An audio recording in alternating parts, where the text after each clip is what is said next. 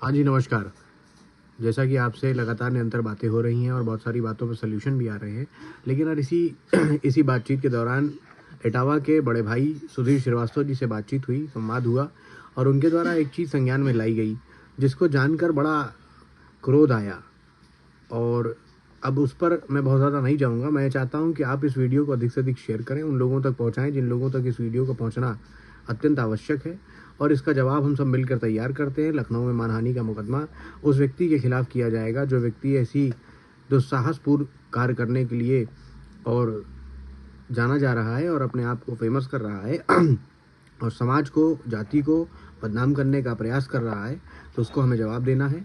आपसे निवेदन है कि इस वीडियो को अधिक से अधिक लोगों तक पहुंचाएं और हाँ, इस वीडियो के आगे उस व्यक्ति का वीडियो लगा हुआ है, उसको जरूर सुनें। धन्यवाद। जिसके लिए राष्ट्र गौरव और भारतीय राष्ट्रवाद के विचारों के अग्रदूत स्वामी विवेकानंद ने कहा था कि भारतीय संस्कृति में जो भी कुछ है उसमें आधे से अधिक कायस्थ जाति की देन है। स्वामी विवेकानंद के विचार एक वास्तविकता है। भारत में कायस्थ जाति की उत्पत्ति कैसे हुई, इसके बारे में विभिन्न मत प्रचलित है। अधिकतर कायस्थों के दिमाग में, उत्तर भारत के आजकल ये दिमाग में बात आ गई है कि हम ब्राह्मणों का एक अंश है, ब्रह्मा से हमारी इसकी उत्पत्ति हुई। ये एक बिल्कुल भ्रामक अवधारणा है जिसका कोई ऐतिहासिक आधार या तथ्य नहीं मिलता है। दूसरी अवधारणा जो है कि बौद्ध लोग, जो बहुत से बौद्ध लोग बाद में हिंदू उसमें आ गए, इस्लाम के आगमन के बाद वो बौद्ध लोग कायस्थ के रूप में एक जाति की श्रृंखला में आए। ये बात कुछ हद तक सही है। अब इससे हम और प्राचीन काल में जाते हैं तो देखिए, दक्षिण भारत के जो कायस्थ हैं वो खास तौर से उड़ीसा और बंगाल में सबसे ज्यादा बसाव है कायस्थों का। ये लोग काली की पूजा करते हैं और काली को मानते हैं। उड़ीसा के लोग दुर्गा की पूजा करते हैं, दुर्गा को मानते हैं। दुर्गा को बंगाल के लोग भी मानते हैं। तो ये कायस्थ जाति के आदिम पूर्वज हैं। अब कायस्थ जाति में जो उत्तर भारत के लोग हैं, जो बिहार से शुरू होते हैं, ये लोग चित्रगुप्त भगवान की बात करते हैं और चित्रगुप्त जो है यम के दरबार में उनके सहायक के रूप में नजर आते हैं। अब ये बात क्या है, इसको समझना है। यम जो है, जो यक्षों का साम्राज्य था, उस साम्राज्य में दक्षिण की ओर जो थे यम का लोकपाल थे। 4 लोकपाल थे उनके, उसमें दक्षिण की ओर जो लोकपाल थे वो यम थे। यम के साथ समन्वय हुआ चित्रगुप्त का। चित्रगुप्त ने क्या किया, चित्र को गुप्त कर दिया। यानी यक्षों की लिपि, जो चित्रलिपि थी, उस चित्रलिपि को उन्होंने गुप्त कर दिया। ये है चित्रगुप्त। इसलिए बही खाते रखते हुए, लिखते हुए, सबका हिसाब किताब लिखते हुए चित्रगुप्त सामने आते हैं। अब चित्रगुप्त के साथ जुड़ के 12 कबीलों के लोगों ने ट्रेनिंग ली। अब उन्हें 2 पत्नियों की संतान माना जाता है। उसके आधार पर हम समझ सकते हैं कि उनकी एक पत्नी जो है यक्ष समुदाय की होगी और दूसरी पत्नी प्रोटो ऑस्ट्रोलाइट समुदाय की होगी, जो चित्रगुप्त का मूल संप्रदाय है, मूल प्रजाति है। तो उसके आधार पे वो 12 उपजातियां कायस्थों की उत्तर भारत में देखने को मिलती है और ये एक सुसंगत मत है। इसीलिए चूंकि प्रोटो ऑस्ट्रोलाइड ही सबसे ज्यादा बिहार के समाज में और इधर के समाज में शूद्र वर्ण के रूप में सामने आए। शूद्र इसलिए कि जंगल आश्रित जीवन जीते थे और व्यवस्था में शामिल नहीं होते थे। तो जब व्यवस्था में कृषि का कार्य बढ़ाने वाले समाज का निर्माण हुआ तो उसमें धीरे धीरे टोकरी बुनते हुए, बढ़ई का काम करते हुए, लोहार का काम करते हुए इनके कुछ परिवार उसमें एडजस्ट हुए, शूद्र कहा गया।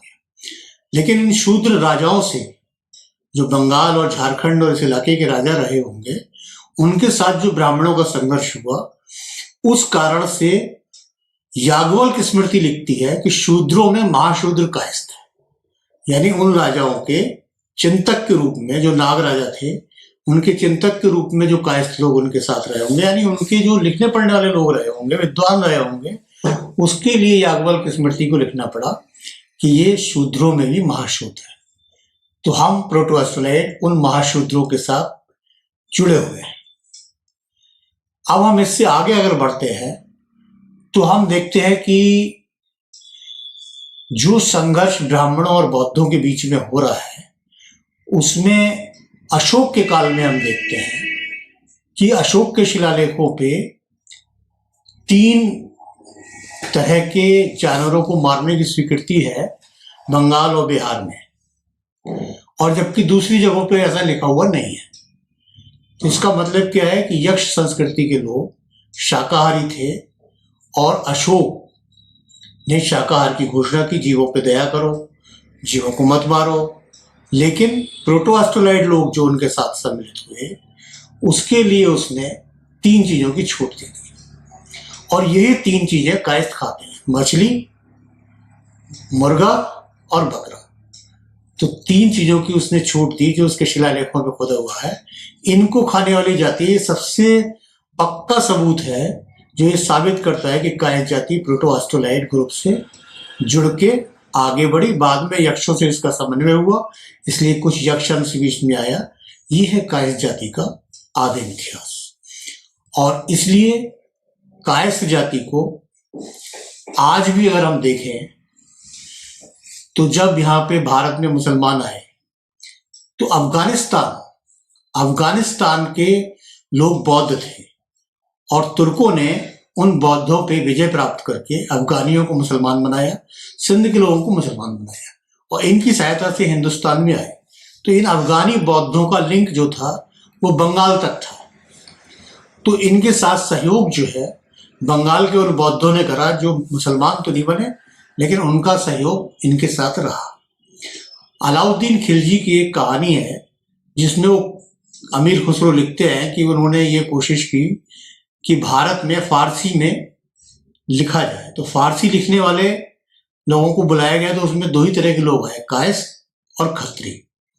खत्री इसलिए आए कि वो सिंध के इलाके में रहते हैं तो वहां फारसी का चलन प्रचलन था, लेकिन कायस्थ एक ऐसी जाति थी जिसको हर भाषा सीखने का विशेष कुशलता थी, विशेष अधिकार था, और कुछ समन्वय भी इनका वहां तक रहा होगा बौद्ध धर्म के प्रचार प्रसार के कारण से।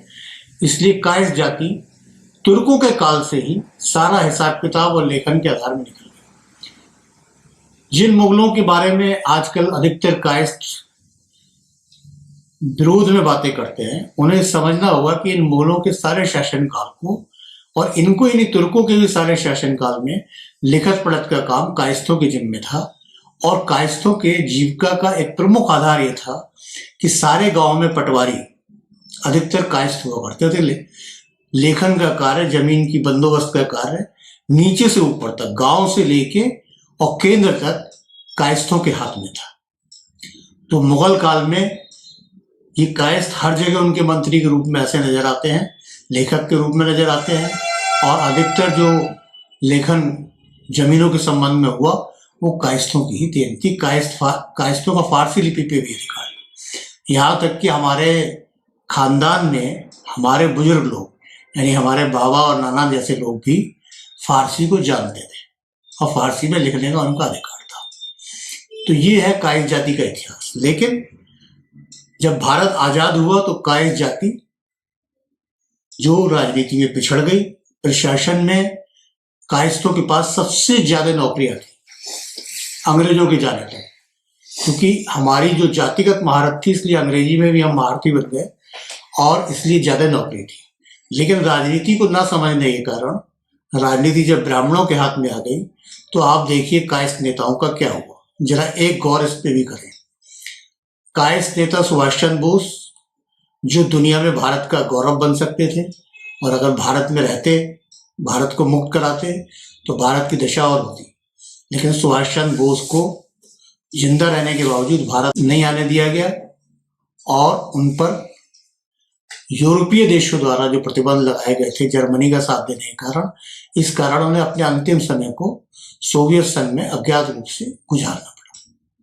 लाल बहादुर शास्त्री जब प्रधानमंत्री बने और उन्होंने पूरे देश में एक राष्ट्रीय एकता की लहर दौड़ा दी, जिससे अमेरिका और रूस दोनों डर गए और दोनों ने मिलकर ताशकंद समझौते के तहत उनकी हत्या करके अपने अपने प्रतिनिधियों को भारत का प्रधानमंत्री बनाने की कोशिश की। अमेरिका के प्रतिनिधि बने मोरारजी देसाई और सोवियत संघ की प्रतिनिधि बनी इंदिरा गांधी। दोनों ने अपना दांव खेला, सोवियत संघ की जीत हो गई, इंदिरा गांधी बन गई, मोरारजी देसाई प्रधानमंत्री बनते बनते रह गए, जिन्हें बाद में 1977 में ये मौका मिला। लोकनायक जयप्रकाश नारायण, उन्हें भी जेल में स्लो पॉइजन दिया गया। वो 77 के बाद नेतृत्व करने की स्थिति में नहीं रहे और मोरारजी देसाई को प्रधानमंत्री पद मिल गया। लोकनायक शायद जिंदा होते तो हो सकता है कि चौधरी चरण सिंह को या जगजीवन राम को वो प्रधानमंत्री बनाने में कामयाब होते। तो ये कायस्थ जाति के नेताओं की दशा रही। इस दशा और अपने हालात को समझते हुए कायस्थों को आज संगठित होना पड़ेगा अपने मूल वर्ग के साथ, प्रोटोस्टलाइट लोगों के साथ, जिन्हें शूद्र कहा जाता है, उन लोगों के साथ, और भारत में एक सच्चे राष्ट्रवाद की स्थापना के लिए आगे बढ़ना पड़ेगा। धन्यवाद।